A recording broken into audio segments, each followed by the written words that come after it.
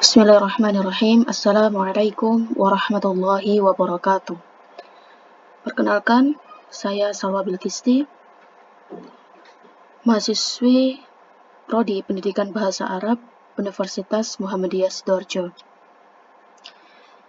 Pada kesempatan kali ini, izinkan saya menyampaikan beberapa ilmu mengenai asbabun nuzul ayat-ayat Al-Quran. Al-Quran diturunkan oleh Allah Subhanahu wa Ta'ala sebagai petunjuk sekaligus pedoman bagi semua umat manusia, atau dikenal dengan istilah hudan linnas, agar bisa mengungkap isi kandungan Al-Quran secara utuh. Al-Quran harus dipahami dalam konteks perjuangan Nabi serta latar belakang perjuangannya.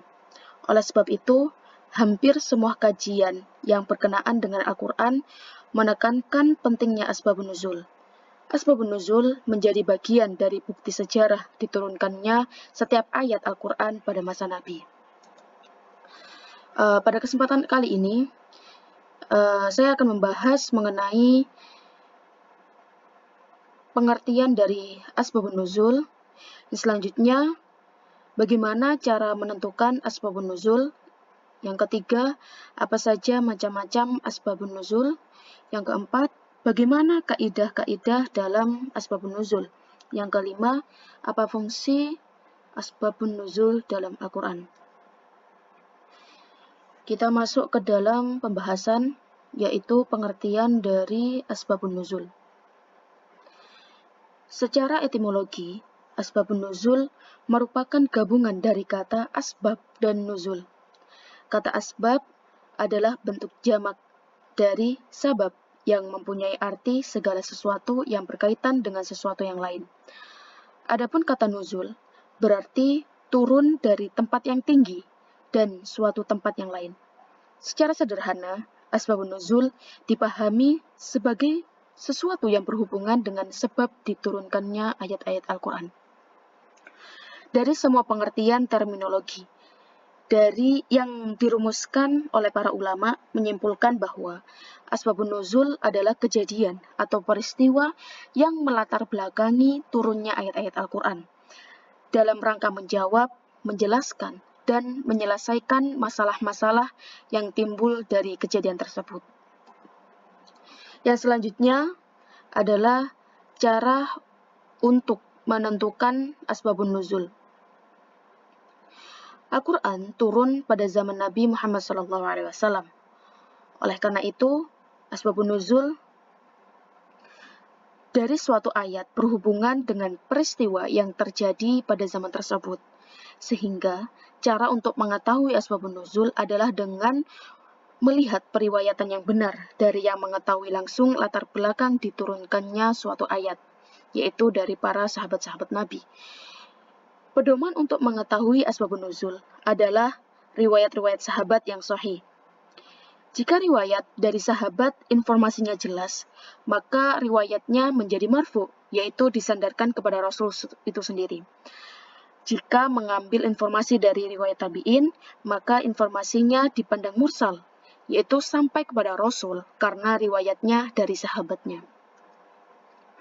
Oleh karena itu, diperlukan peran ilmu hadis sebagai alat bantu untuk memvalidasi kuat atau lemahnya suatu riwayat. Otentitas riwayat yang berkenaan dengan asbabun nuzul bisa ditelusuri lewat para rawi dengan menggunakan metode takhrij hadis.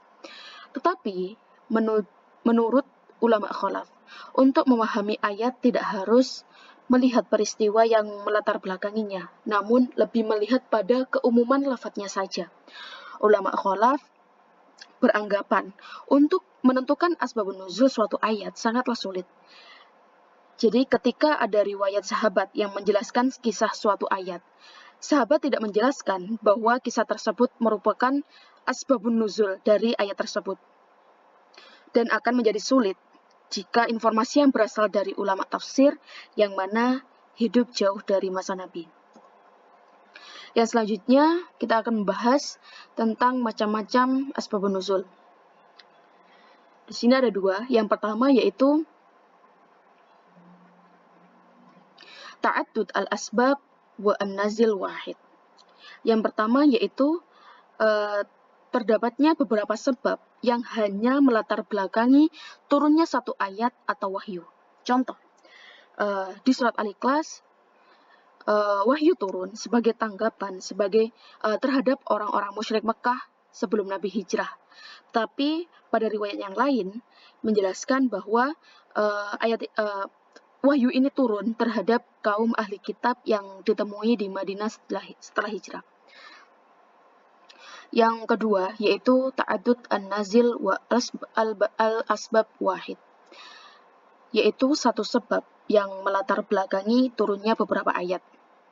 Contoh, pada Quran surat Ad-Dukhan ayat 10, 15, dan 16. Ayat ini turun secara berurutan sebagai respon terhadap suatu kejadian yang menimpa kaum Quraisy di Mekah, yaitu musibah kekeringan dan kelaparan yang hebat. Yaitu dalam suatu riwayat dikemukakan ketika kaum Quraisy durhaka kepada Nabi Muhammad SAW, beliau berdoa supaya mereka mendapatkan kelaparan umum seperti kelaparan yang pernah terjadi pada zaman Nabi Yusuf. Alhasil, mereka menderita kekurangan sampai-sampai mereka pun makan tulang. Sehingga turunlah surat Ad-Dukhan ini ayat 10. Kemudian disambung kembali, mereka menghadap Nabi Muhammad untuk meminta bantuan. Maka Rasulullah berdoa agar diturunkan hujan. Akhirnya hujan pun turun. Maka sebab ini yang melatar belakangi turunnya surat Ad-Dukhan ayat 15.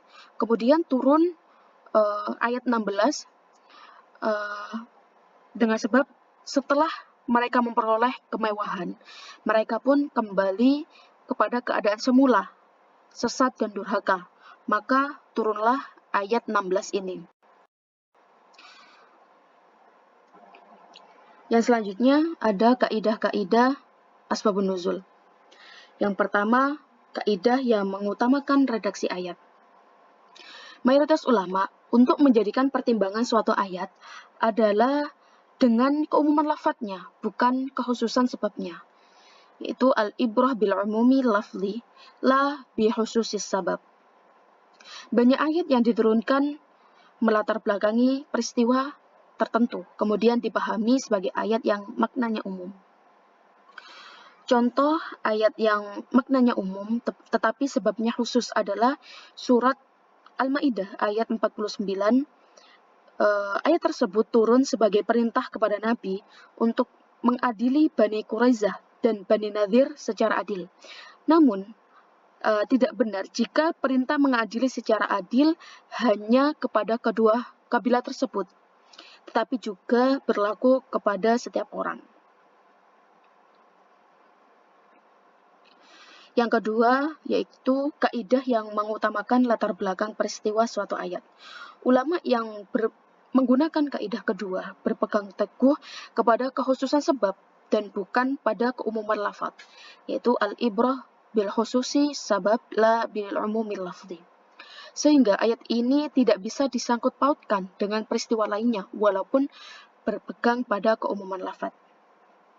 Contoh dari kaidah yang kedua adalah pada surat Al-Imran ayat 188 turun berkenaan dengan sifat orang Yahudi dan Nasrani, yaitu ahli kitab yang bergembira atas penyelewengan serta pengkhianatan.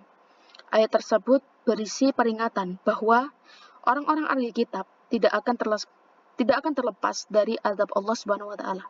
Jika melihat pada sebab diturunkannya, maka ayat ini khusus ditujukan kepada orang-orang ahli kitab. Sehingga ayat ini tidak bisa disangkut pautkan dengan peristiwa lainnya. Walaupun makna dari ayat ini adalah berpegang pada keumuman lafadznya. Yang terakhir yaitu fungsi asbabun nuzul dalam Al-Quran. Yang pertama, untuk mengetahui hikmah dan rahasia diundangkannya suatu hukum dan perhatian syara' terhadap kepentingan umum tanpa membedakan etnik, jenis kelamin, dan agama. Yang kedua, ada asbabun nuzul membantu memberikan kejelasan terhadap beberapa ayat. Yang ketiga, Asbabun nuzul dapat membantu memahami apakah suatu ayat berlaku untuk umum atau berlaku untuk khusus saja. Yang keempat, asbabun nuzul akan mempermudah orang yang menghafal ayat-ayat Al-Quran serta memperkuat keberadaan wahyu. Kesimpulan dari apa yang saya sampaikan adalah bahwa asbabun nuzul itu kejadian atau peristiwa yang melatar belakangi turunnya ayat-ayat Al-Quran dalam rangka menjawab, menjelaskan, dan menyelesaikan masalah-masalah yang timbul dari kejadian tersebut. Al-Quran turun pada zaman Nabi Muhammad. Oleh karena itu, asbabun nuzul dari suatu ayat berhubungan dengan peristiwa yang terjadi pada zaman tersebut atau bisa dari pertanyaan-pertanyaan para sahabat, sehingga cara untuk mengetahui asbabun nuzul adalah dengan melihat periwayatan yang benar dari yang mengetahui langsung latar belakang diturunkannya suatu ayat. Terima kasih. Demikian yang saya sampaikan. Semoga bermanfaat. Apabila ada salah kata, saya memohon maaf. Assalamualaikum warahmatullahi wabarakatuh.